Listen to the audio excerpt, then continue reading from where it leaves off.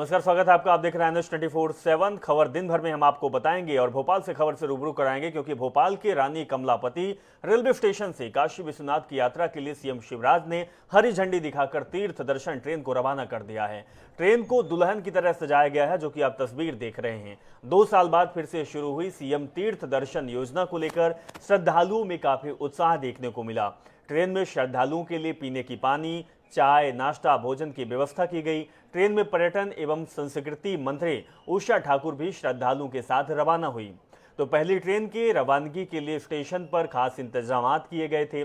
यात्रियों के लिए प्लेटफॉर्म पर लाल कालीन बिछाया गया था। सीएम शिवराज ने रेलवे स्टेशन पहुंचकर तीर्थ यात्रियों और तीर्थ में जाने वाले लोगों का जोरदार स्वागत किया। तस्वीर आपको दिखा रहे हैं। रंगारंग कार्यक्रम हुआ, स्पेशल ट्रेन रवाना हुई और सबसे बड़ी बात और सबसे अच्छी तस्वीर जो निखर कर सामने आई, जब सीएम शिवराज सिंह चौहान तीर्थ में जाने वाले लोगों का जोरदार स्वागत किया, शॉल और श्रीफल भेंट किया, गले लगाया, पैर छूकर आशीर्वाद लिया। और इसके साथ एक तस्वीर और जो बेहद ही अच्छी तस्वीर है, जब मंत्री जमकर झूमते नजर आए और इसके बाद यात्रियों में खुशी की लहर भी दिखाई दी। तो आपको बता दें कि शिवराज सिंह चौहान ने यह भी कहा है कि आज नेताओं का नहीं, यात्रियों का स्वागत होगा। हम तो आपके चेहरे की रौनक देखकर धन्य हो गए। साल 2012 में सरकार ने तय किया था कि वृद्धों को तीर्थ यात्रा कराएंगे और 7 लाख बुजुर्गों को यात्रा कराई गई थी। अब ये ट्रेन रुकेगी नहीं। उन्होंने तीर्थ यात्रियों को संबोधित करते हुए कहा कि सभी से पौधे लगाने की अपील करना, ये बात शिवराज सिंह चौहान ने कही है। तो हम आपको तस्वीर दिखा रहे हैं। तस्वीर भोपाल की है, कमलापति रेलवे स्टेशन की, जहां से तीर्थ दर्शन के लिए जो ट्रेन रवाना हुई, उसके पहले कार्यक्रम रखा गया और कार्यक्रम में सीएम शिवराज सिंह चौहान ने तीर्थ यात्रियों का जोरदार स्वागत किया है।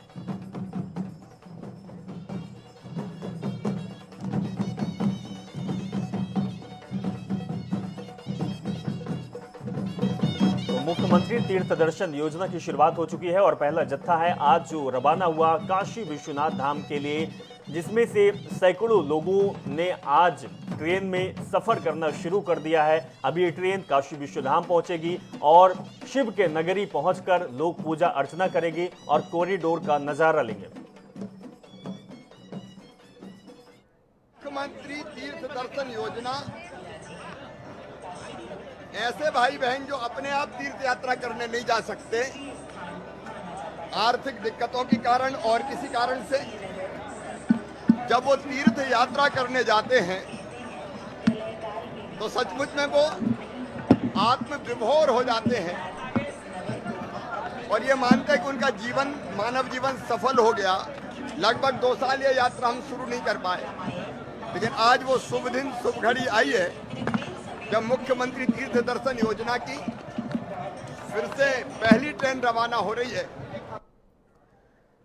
मध्य प्रदेश के पूर्व मुख्यमंत्री कमलनाथ ने पुलिस और प्रशासन को सीधी चेतावनी दी है। उन्होंने कहा है कि विधानसभा चुनाव में सिर्फ 16 से 17 महीने ही बचे हैं। पुलिस और प्रशासन का पूरा हिसाब लिया जाएगा। जो लोग बीजेपी का बिल्ला जेब में रखकर काम करते हैं, ये ना समझे कि हम भूल जाएंगे। बीजेपी के दबाव में मत आइए। कमलनाथ ने ये बात भोपाल में कांग्रेस पिछड़ा वर्ग विभाग के कार्यकर्ता पदाधिकारी संवाद में कही। उन्होंने कहा कि बीजेपी आज धर्म के आधार पर राजनीति कर रही है, कल जातियों के आधार पर राजनीति करेगी। ये हमारी आने वाली पीढ़ियों के भविष्य का सवाल है। बीजेपी के पास कहने को कुछ नहीं है, केवल पैसा, पुलिस और प्रशासन है। वे पुलिस और प्रशासन का दुरुपयोग कर रहे हैं। आज हर वर्ग परेशान है, इसीलिए असल मुद्दों से ध्यान भटकाने का प्रयास भारतीय जनता पार्टी कर रही है। ये बात कही है पीसीसी चीफ कमलनाथ ने। प्रशासन का दुरुपयोग करो, पुलिस का दुरुपयोग करो, ये समझ जाए कि 16 महीने बचे, 17 महीने बचे, ये सब पुलिस और प्रशासन का पूरा हिसाब दिया जाएगा। आप घबराइएगा मत। जो आज बीजेपी का पिल्ला अपने जेब में रखकर करते हैं काम, ये मत सोचिएगा इनमें से कोई कि हम भूल जाएंगे और आप सबकी एक एक आवाज सुनी जाएगी। आप इनके जवाब में मत आइए, कह दीजिएगा 16 महीने बाद भी हम आपसे हिसाब लेंगे, अभी आपको जो करना करिएगा और हम सब मिलकर आप सबके साथ खड़े रहेंगे। जबलपुर के मदन महल पहाड़ियों से हटाए गए 500 परिवार को जिला प्रशासन ने भड़ेपुरा में विस्थापित कर दिया है। अब ये लोग मूलभूत सुविधाओं के लिए तरस रहे हैं। 20 दिन से विस्थापन का दर्द झेल रहे लोगों को भीषण गर्मी में बिजली न होने से अंधेरे में रहना पड़ता है और आईएनएच जब इन विस्थापित परिवारों के बीच पहुंची तो उनका दर्द झलक कर सामने आ गया। विस्थापित परिवारों ने कहा कि गर्मी में उनका जीना दुश्वार हो चुका है। जिला प्रशासन ने उनको काला पानी की सजा दे दी है। मामले में मौके का जायजा लिया हमारे संवाददाता संजय साहू ने। मध्य प्रदेश हाईकोर्ट के निर्देश के बाद मदन महल की पहाड़ियों पर रहने वाले लोगों को विस्थापित किया गया है और लगातार उनका विस्थापन किया जा रहा है। जी हम बात कर रहे हैं जबलपुर की, जहां पर मदन महल की पहाड़ियों से लोगों को विस्थापित किया गया है। अभी हम मौजूद उस जगह पर जहां लोगों को विस्थापित किया गया है और उनको सरकार द्वारा एक पॉलीथिन दी गई है, उसके साथ कुछ बल्लियां हैं वो दी गई हैं जिससे कि वो अपना रहने का स्तर बना सकें। लेकिन यहाँ पर अगर मूलभूत सुविधाओं की हम बात करें तो किसी प्रकार की कोई मूलभूत सुविधाएं नजर नहीं आ रही हैं। ये देख सकते हैं कि ये रोड जो है वो इसको ऊपर से बना दी गई है, लेकिन नीचे मिट्टी ऊपर अगर यहाँ पर एक बारिश की एक तेज झला भी आ जाए तो स्थिति ये बनेगी कि पूरा बारिश का पानी जो है वो अंदर चला जाएगा और यहाँ कीचड़ मच जाएगी। हालात ये हैं कि लोग लगातार शासन प्रशासन से अपील कर रहे हैं, लेकिन उनकी अपील सुनने का कोई नाम नहीं ले रहे हैं। देख सकते हैं कि किस प्रकार के हालात में यहाँ पर लोग रहने के लिए मजबूर होते नजर। ये एक झोपड़ी है जहाँ पर लोगों को विस्थापित किया गया और ये जगह दी गई है। हालांकि जिला प्रशासन की हम बात करें तो जिला प्रशासन ये कहता है कि यहाँ पर जो है वो प्रधानमंत्री आवास योजना के मकान दिए जाएंगे, लेकिन कब दिए जाएंगे, क्या स्थिति होगी, ये इस पर अभी कोई बताने के लिए तैयार नहीं। यहाँ पर एक बुजुर्ग आ रहे हैं जो यहाँ पर विस्थापित हुए, हम उनसे चर्चा करेंगे। जी बताइए, आप यहाँ पर कब आए? बहुत दिन हो गए। क्या बोला था प्रशासन ने आपसे? अभी बोले कि वहाँ जाकर रहो, पंजीयन नदी है। हाँ। लाइट की क्या व्यवस्था है? व्यवस्था कुछ नहीं है, कोई व्यवस्था नहीं। तो यहाँ 30 तारीख से लाया गया है, आज 18 तारीख है। यहाँ पर सिर्फ थोड़े से खम्भे गड़े हैं, नाम मात्र के लिए 8-10 खम्भे गड़े हैं जिसमें स्ट्रीट लाइट है और 2-4 डिब्बे लेटरिन के पड़े हैं जो कि आधे चालू हैं आधे बंद हैं और नीचे से फूटे हुए हैं। और जब से लाके यहाँ डाला है जिस दिन से, उस दिन से ना तो कोई निगम का कर्मी आया है ना कोई कलेक्ट्रेट से आया है। बच्चे यहाँ बड़े बूढ़े, एक मौत भी हो गई आज उनका 3रा दिन है तो एक मौत भी हो गई है। मौत कैसे हो गई उनकी? गर्मी, बीमार थी, दवाइयाँ खा रही थी, गर्मी बर्दाश्त नहीं हुई उनको। आप तो कलेक्टर साहब से ही पूछेंगे कैसे ज्ञापन कर रहे हैं हम लोग यहाँ का जीवन तो है ना, इतना गंदा कर रहे हैं कि गर्मी में कोई रह नहीं सक रहा, अंदर भाग रहा है यहाँ से कि कहाँ मिले हमको मतलब छुपने के लिए जगह। और सारे बच्चे बीमार, मैं खुद बीमार हूँ, एक दस्त मुझे खुद लग रहे हैं। लेकिन क्या बताएं, प्रशासन है निकम्मा तो वो निकम्मा ही वाली काम करेंगे ना, इससे ज्यादा मैं कुछ नहीं बोलूंगी। प्रशासन को यहाँ पर निकम्मा कहा जा रहा है, ये बहुत बड़ी बात है। चूंकि शासन प्रशासन की अगर हम बात करें तो जिस प्रकार के यहाँ पर हालात दिखाई दे रहे हैं वो हालात प्रशासन के जो दावे थे वो पूरे तरह खोखले नजर आ रहे हैं। कोई भी व्यवस्थाएं प्रशासन द्वारा नहीं की गई है। अब देखना ये होगा कि हमारी ये आवाज प्रशासन तक कब तक पहुंचेगी और कब उनके कानों में जू रहकर यहाँ पर कार्य करने के लिए आएगी। जबलपुर समाज सहयोगी देवेंद्र विश्वकर्मा के साथ संजय साहू, INS न्यूज। रायपुर बूढ़ा तालाब स्थित धरना स्थल में छत्तीसगढ़ मनरेगा कर्मचारी महासंघ का आंदोलन 4 अप्रैल से निरंतर जारी है। मनरेगा कर्मियों के अपने नियमितीकरण सहित ग्राम रोजगार सहायकों के वेतनमान निर्धारित कर 1966 अधिनियम लागू करने की मांगों के लिए अनिश्चितकालीन आंदोलन कर रहे हैं। कांग्रेस सरकार के जनघोषणा पत्र में जो नियमितीकरण का वादा किया गया उसे जल्द पूरा करने की बात कही गई। मामले में हमारे सहयोगी मोनिका दुबे ने मौके का जायजा लिया और आंदोलनकारियों से बातचीत की।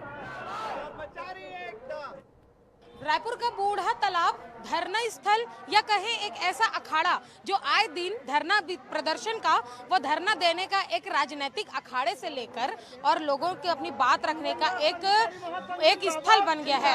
लगातार आए दिन यहाँ पर जो हड़तालें हैं वह होती रहती है।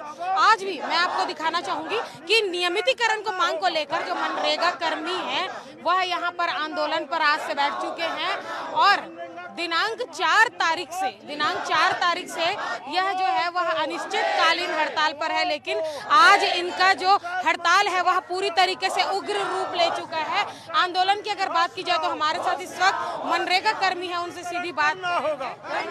सर, क्या मांगे हैं और कितने दिन से हड़ताल? हर जिले में मनरेगा कर्मचारी अपने नियमितीकरण की मांग के लिए धरनारत है। 4 तारीख से अनिश्चितकालीन आंदोलन।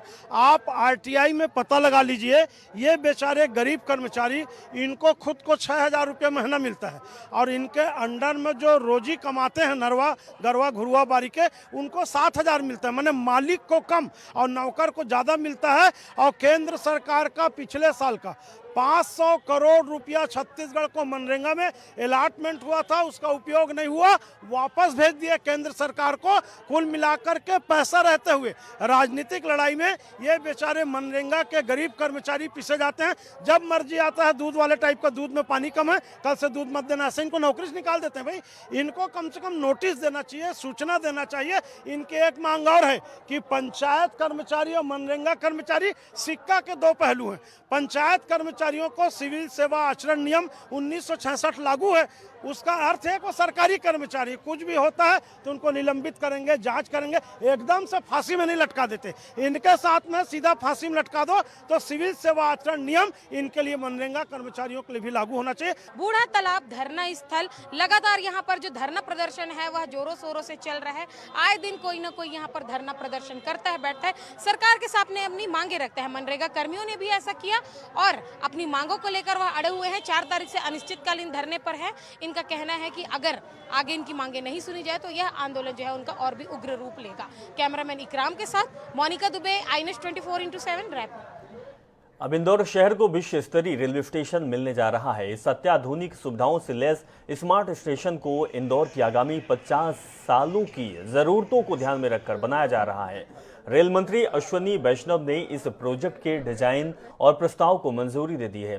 इंदौर की इस ऐतिहासिक उपलब्धि के लिए सांसद शंकर लालवानी ने प्रधानमंत्री मोदी और रेल मंत्री अश्वनी वैष्णव का आभार माना। वर्तमान रेलवे स्टेशन के सामने मौजूद रेलवे रिजर्वेशन कार्यालय और रेलवे की कॉलोनियों को मिलाकर स्टेशन बनाया जाएगा। इंदौर सांसद शंकर लालवानी ने बताया कि डिटेल सर्वे और टेंडर की प्रक्रिया में करीब 4 से 5 माह का समय लग सकता है, जिसके बाद काम शुरू होगा। जो रेलवे की प्रॉपर्टी है, रेलवे की प्रॉपर्टी में रेलवे उनको सभी जो रेलवे कॉलोनी है और जो वहाँ पर रिजर्वेशन काउंटर है वो सब सुविधा देने वाला है। और मुझे लगता है उन्होंने रेलवे के विभाग का ही सब पूरा है और रेलवे विभाग उनकी चिंता कर रहा है। नहीं, इसमें बजट की बात नहीं, इसमें स्वीकृत हो गया। अब ये जनरल मैनेजर वेस्टर्न रेलवे को चला गया है। जनरल मैनेजर वेस्टर्न रेलवे जो उनकी सिविल विंग है, अब उसका काम है आगे टेंडर की प्रक्रिया प्रारंभ करना। इंदौर में यात्री बस में सफर करने की दर्दनाक दास्तां सामने आई है। पुणे से अशोक ट्रेवल्स की एसी स्लीपर बस में सवार होकर शिक्षिका और उनकी मां के साथ की बहन 11 वर्षीय बेटा इंदौर आ रहे थे। मूलतः उज्जैन में रहने वाली शिक्षिका और उसके बेटे की बस में उतरने के बाद इलाज के दौरान मौत हो गई। संदिग्ध परिस्थितियों की वजह से हुई मौत के पीछे की वजह जो सामने आ रही है वो वजह हैरान कर देने वाली है। मिली जानकारी के मुताबिक मां और बेटे की मौत का कारण स्लीपर बस में दम घुटना माना जा रहा है। बस में रखे फायर यंत्र की गैस रिसाव को बड़ी वजह माना जा रहा। यात्रा के दौरान शिक्षिका और उनके बेटे को उल्टी की शिकायत होने लगी। बस के ड्राइवर और कंडक्टर से बात भी की गई, लेकिन कोई भी माकूल जवाब नहीं दिया। सुबह बस जब पालदा के 3 इमली चौराहे पर बस पहुंची तो शिक्षिका, उनके बेटे एयर, उनकी मां पुष्पा जो कि उतार दिया गया, जहां वे एक निजी क्लिनिक पहुंचे। क्लिनिक से उन्हें कहा गया कि वो किसी बड़े अस्पताल जाएं। इसके बाद दोनों को सुयश हॉस्पिटल में भर्ती कराया गया। सोमवार दोपहर 2 बजे तक मां और बेटे ने दम तोड़ दिया। वहीं शिक्षिका और उनके बेटे के शव को पोस्टमार्टम के लिए MY अस्पताल भेज दिया गया है। मामले में संयोगितागंज पुलिस के जांच अधिकारी दिलीप सिंह ने साफ तौर पर कहा है कि शिक्षिका और उनके बेटे की मौत किन संदिग्ध परिस्थितियों में हुई है, इसकी जांच की जा रही है। नहीं, पुणे से 17 तारीख को निकले थे और 18 तारीख को सुबह उनकी ज़्यादा तबीयत खराब हो गई। बीच में सफ़र के दौरान उल्टी दस्त हुए थे और फिर यहाँ उतरे 3 इमली चौराहे पर। वहाँ पे किसी क्लिनिक पर दिखाया तो उसने बताया कहीं कि आप दूसरे अच्छे अस्पताल में ले जाओ तो सूर्य से अस्पताल आए, दौरान इलाज 2 बजे तक दोनों की मृत्यु हो गई। उनके साथ में मृतिका की माँ थी ना, पुष्पा वर्मा, अभी पीएम कराया गया है। अभी पीएम रिपोर्ट अप्राप्त है, इसकी पीएम रिपोर्ट आ जाएगी तो अग्रिम कार्रवाई की जाएगी। नरसिंहगढ़ में 10वीं की छात्रा से गैंगरेप का मामला सामने आया। तीनों आरोपी दुष्कर्म के दौरान नाबालिग का वीडियो बनाया और धमकी देकर 3 माह से लगातार गैंगरेप करते रहे। मामले का खुलासा तब हुआ जब आरोपियों ने पीड़िता से उसकी सहेली की भी मांग की। इस बात से परेशान होकर पीड़िता ने परिवार वालों को घटना बताई, जिसके बाद आरोपियों पर एफआईआर दर्ज की गई। पुलिस ने 2 आरोपियों को गिरफ्तार किया है, जबकि एक फरार है। आरोपी सुनील आइसक्रीम खिलौने के बहाने पीड़िता को बाइक से दोस्त समर लववंशी की फूफा रामनारायण लववंशी के मकान लेकर गया, जहां पर सुनील और समर ने उसके साथ दुष्कर्म की घटना को अंजाम दिया। आरोपियों ने दुष्कर्म के दौरान वीडियो बना लिया। बाद में वीडियो दिखाते हुए नाबालिग को धमकाया, जब भी बुलाए तो चले आना, नहीं तो वीडियो वायरल कर देंगे, इस तरीके की बात कही गई।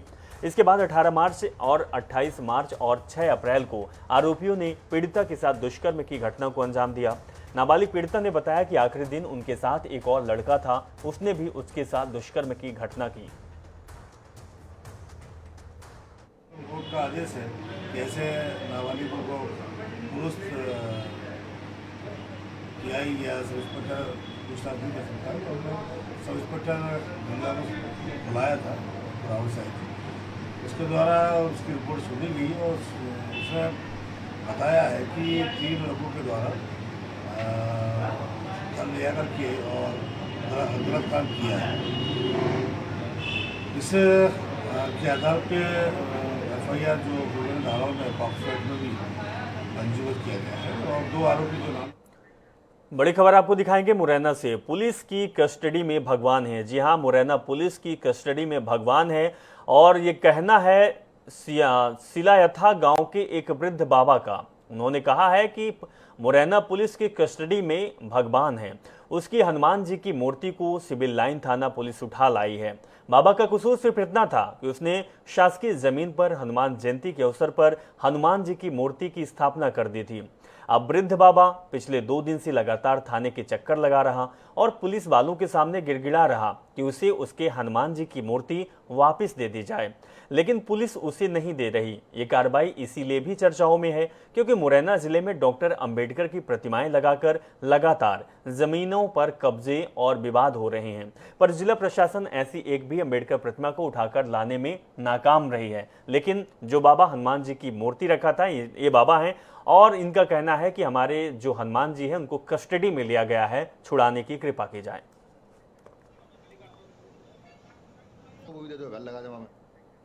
पलारी के ग्राम कोनारी आधुनिकता की चकाचौंध के बीच एक किसान पुत्र ने अपनी शादी में परंपराओं का पालन कर मिसाल पेश कर दिया है।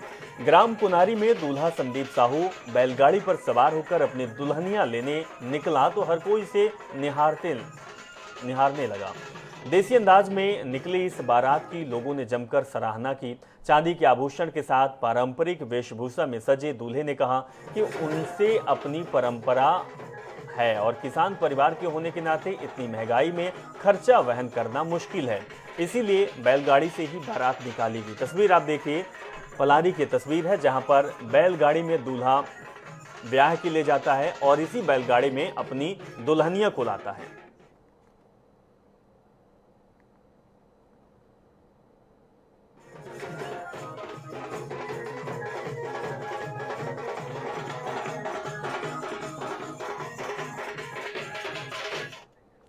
थाने में घुसकर पुलिस आरक्षण से मारपीट करने के मामले में फरार आरोपी ऋतिक नायक सहित 6 लोगों ने मंगलवार को रायगढ़ कोतवाली में सरेंडर कर दिया है। बता दें कि विधायक प्रकाश नायक अपने बेटे ऋतिक नायक को सरेंडर कराने थाने लेकर पहुंचे। उन्होंने इस दौरान मीडिया से कहा कि उन्होंने जिम्मेदार प्रतिनिधि होने का फर्ज निभाया, अपने बेटे को सरेंडर कराया है, उन्हें न्यायपालिका पर पूरा भरोसा है। बता दें कि 3 दिन पहले विधायक पुत्र ऋतिक नायक ने अपने कुछ दोस्तों के साथ ट्रक चालक से मारपीट की थी और थाने में रिपोर्ट दर्ज कराने पहुंचे ट्रक ड्राइवर के साथ ड्यूटी में तैनात पुलिस आरक्षक को भी थाने में घुसकर पीटा था। मामले में पीड़ित ट्रक चालक और घायल पुलिस आरक्षक की रिपोर्ट दर्ज कराई गई। विगत दिनों एक घटना हुई थी जिसमें मेरे पुत्र का नाम आया था और उसमें कुछ धारा लगी थी मैंने अपने जनप्रतिनिधि होने का दायित्व निभाया है और अपने पुत्र और उनके साथियों को आज थाना में सरेंडर कराया है। और साथ ही साथ मैं ये भी चाहता हूँ कि इसकी निष्पक्ष जांच हो और एक पिता होने के नाते अपना पिता धर्म भी निभा रहा हूँ, मैं जनप्रतिनिधि धर्म भी निभा रहा हूँ, पिता धर्म निभा रहा हूँ और कानून से ऊपर कोई नहीं है। इस बात का मैं खुद इसको स्वीकार करता हूँ। विधायक के पुत्र ऋतिक नायक के खिलाफ एवं अन्य के विरुद्ध कराया गया था, जिसके तारतम्य में एक आरोपी की गिरफ्तारी कल शुभम शर्मा की गई थी। अन्य आरोपी की गिरफ्तारी के सरगर्मी से पता तलाश किया जा रहा था, जिसमें आज दिनांक के सुबह प्रातः 9 साढ़े 9 बजे के आसपास पर विधायक महोदय के द्वारा 6 आरोपियों को सरेंडर कराया गया है। आगे की लिखा-पढ़ी कार्रवाई जारी। बड़ी खबर आ रही है भोपाल से। भाजपा प्रदेश अध्यक्ष वीडी शर्मा का बयान आया हुआ है। प्रशांत किशोर यानी कि पीके के मध्य प्रदेश आने पर उन्होंने कहा है कि यहां पीके आए या फिर खा के आए, कोई चिंता नहीं है। मध्य प्रदेश आगे बढ़ रहा है और आगे बढ़ेगा। मध्य प्रदेश बीजेपी एक आदर्श संगठन है। सरकार गरीबों के कल्याण में एक एक दिन काम कर रही है। 24 घंटे 365 दिन सक्रिय रहकर काम कर रहा है संगठन। ये बात कही है वीडी शर्मा ने।